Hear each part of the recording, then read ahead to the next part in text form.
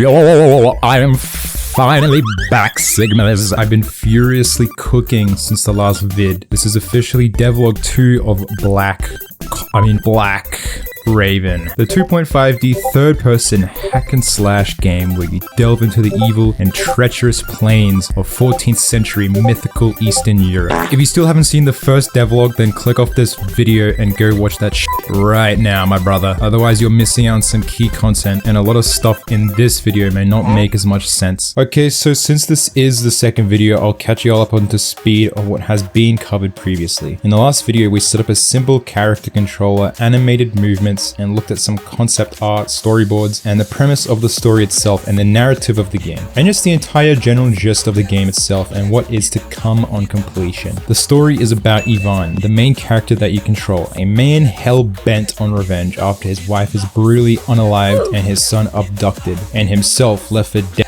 after an unwarranted and unexpected attack on his homestead by a group of pillagers. It's a dark fantasy game, and what I am aiming to achieve is nothing less than creating an experience that will make you think about it long after finishing the game, even while you sleep. This game will literally be your future fucking paralysis demon. So we have some very big things to talk about in this episode. As you can see right off the bat, we have a new character on screen. What?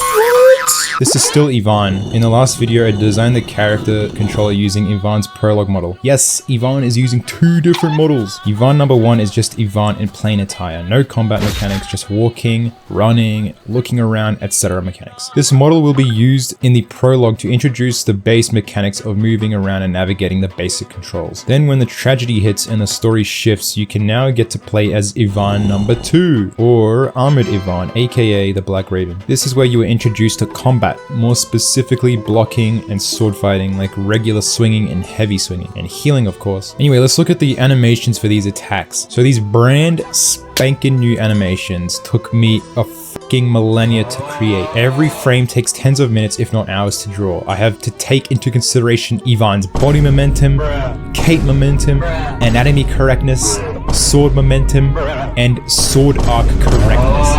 Yes, that is a thing too. It was much quicker to animate Ivan 1 since he didn't have any extra appendages like a sword, cape, and scabbard hanging off of himself. And moreover, Ivan number 1 had references for me to help animate with. Ivan number 2, on the other hand, was all drawn with 0 references. This is because of the obscure camera angle and specific attack movements and cape movements that I wanted to animate. Now, I am no animator, meaning I have 0 education on animation, but I did have a lot of practice when it came to creating these animations, plus the animations I made for my last game. And on top of that, I'm a naturally gifted artist. So actually, I think I'm turning out to be a pretty good animator now. You know, not to glaze my own trumpet or anything. Anyway, here are the animations and sprites for the new Ivan number 2. These 2 attack animations were the longest to do, as you can see. So with these new animations imported, I made a new animation rig for Ivan number 2, as you can tell from this very messy looking animation tree. Now you can hold right click to activate block and press left click to do a quick swing. Press left click while holding block and you can do a sledgehammer style swing that will be more devastating on opponents. And yes, I can hear some of you through the screen right now. Why are there only 2 attacks?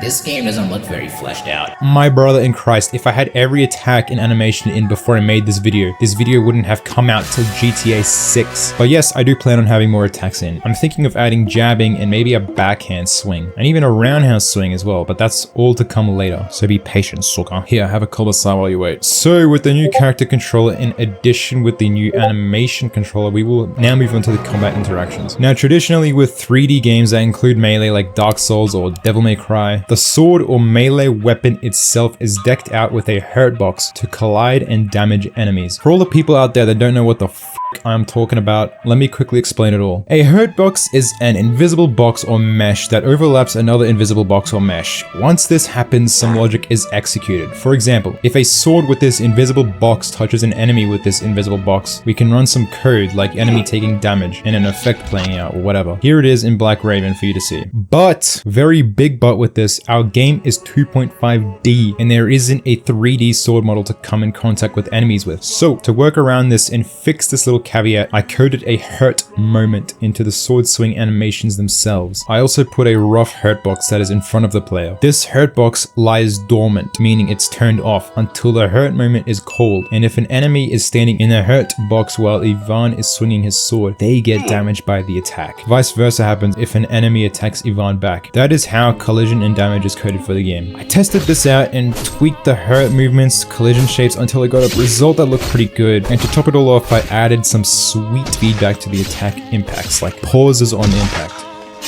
shaking of the enemy on impact, and flashing white on impact, as well as some particles as well as a little cherry on top. Since this is a fairly new addition to the game, I made it so that the code and logic controlling these feedbacks can be tweaked in later editions, meaning that if an enemy is holding up their sword or blocking, Ivan's sword impacts will make metallic clanging sound effects as spark particles will fly off the blade and the enemy won't take any damage. But if the enemy's guard is down, they will spurt blood particles from Ivan's sword impacts instead, as well as play fleshy, gory sound effects and also take damage. There is still no health system at all put into place yet. That will come next. All that has been worked out until this point is the enemy collision detection, as well as some progress in feedback and animation, amongst other things. What is next is either the enemy health systems or the enemy AI and maneuverability systems, but all of that has to be in conjunction with the creation of more sprites and animations to actually facilitate these new additions. Speaking of which, here are some mock-ups of new animations. I plan to finish off 1 or 2 more attack animations for Ivan to make the game more dynamic.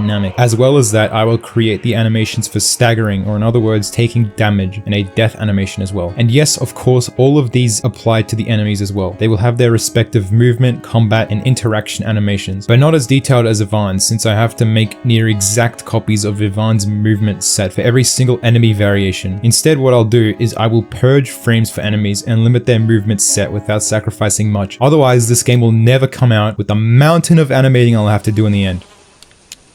That is one big pile of shit. Remember guys, optimization is important. As well as these animations, I want to include a close-up of a satchel opening and closing for an inventory animation for when the player opens, you guessed it, their fucking inventory. It'd be like Ivan is fishing something out of his bag when he needs something, like a health product or potion or whatever. Gotta keep it grounded in the world of the game. Once all of the main mechanics like combat, health, stamina are in, I will then begin to design the UI systems. I can't do anything with UI or HUD yet, since I need values like health and stamina, which I haven't implemented in yet to begin the coding process. And also, I think I'm too lazy right now to make a mock-up of UI to have on screen. So unfortunately, you will need to sit down and wait. So here, have another. Okay, now that I've roughly outlined some of what's to come with combat and health systems, let me further explain what the actual combat behavior itself would be like. Now, I don't want the player to fly through the game with no challenge at all, slaying groups of enemies like piss in the wind, like nothing at all. No, I will actually make the enemies challenging. If you've ever played games like Sekiro, Ghost of Tsushima, or Nioh, or any Souls-like game for that matter, you will notice how you will need to break an enemy before dealing actual damage against them. So in Black Raven, I plan to make it so every soldier or enemy you encounter has a guard system which you'll need to break before ending their life. In my last video, I briefly explained how I wanted to have a back and forth system in swordplay before ending an enemy, and this is how I plan to do it. Both you and a particular enemy will have a stamina system. It will be your job to chip away at the enemy until they break, allowing for a window of opportunity to come in for the kill, making the impacts of flesh and blood all the more satisfying to you as the player, like as if you had really earned the kill. Stamina for you will also apply when sprinting, so you can't just cheese the enemies and run around them like nothing. Nothing.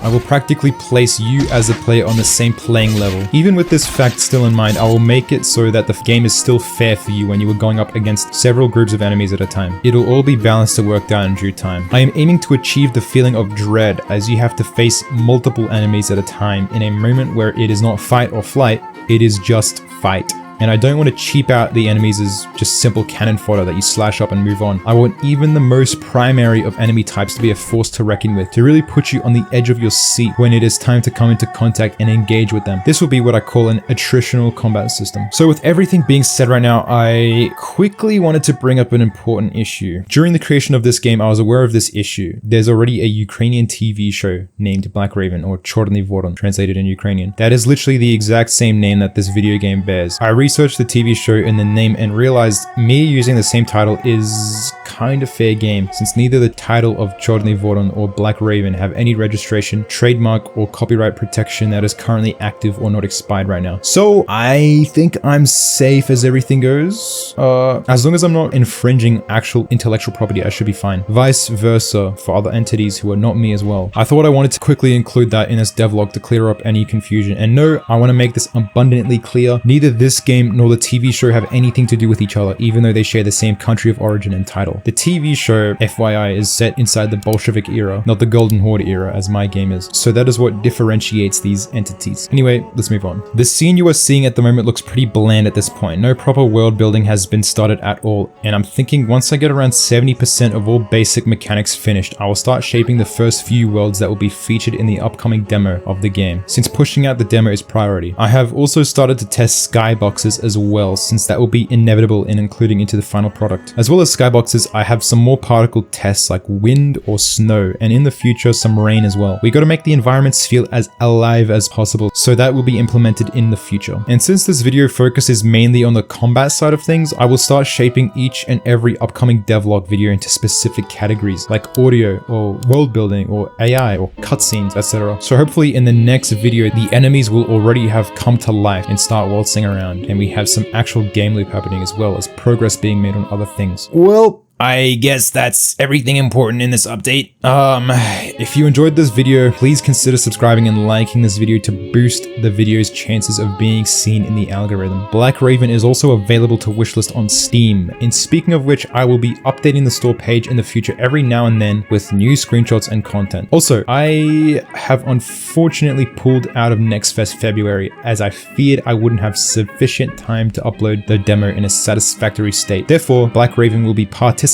in the next Steam Next Fest of June instead, so watch out for that when it happens. Below is my Discord server if you'd like to join, as well as other socials to follow if you are interested. Furthermore, if you'd like to support Black Raven directly, I have a Patreon where you can contribute as little as $1 per month. Additionally, I'll be launching the Black Raven Kickstarter sometime in the future, so stay tuned for that if you're interested in supporting the project even further. Anyways, that is it for now. My brain dead skibbity sigmas. I'll see you all next time.